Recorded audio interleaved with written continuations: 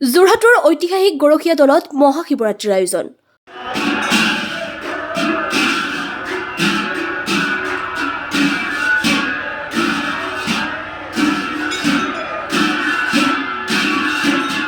উত্তৰ পশ্চিম যোৰহাটৰ ঐতিহাসিক গৰখীয়া দলত বিগত বৰ্ষসমূহৰ দৰে এই বৰ্ষও 3 দিনীয়া কাৰ্যসূচীৰে মহাশিৱৰাত্ৰিৰ আয়োজন কৰা হয়।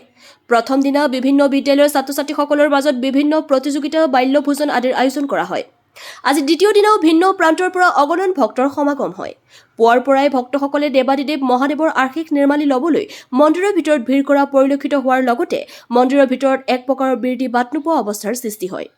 আজি নিশালৈ অগ্নিগড় শিল্পী সমাজ, বালিগড় শিল্পীসকলৰ দ্বাৰা মহাপুৰুষীয়া নাট মৎস্য অৱতাৰ ভাওনা প্ৰদৰ্শন কৰা হ'ব। অহাকালিলৈও বিভিন্ন কাৰ্যসূচীৰে শিৱৰাত্ৰিৰ উৎসৱ ভাগিৰ সামৰণি পৰিব।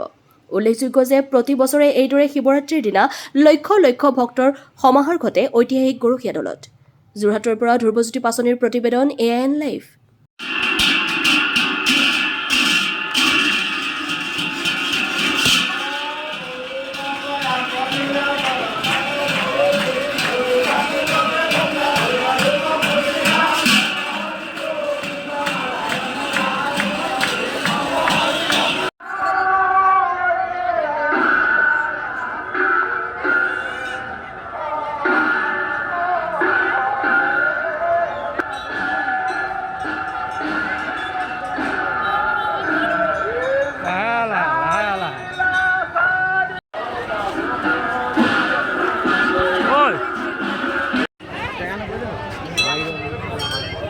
Ja,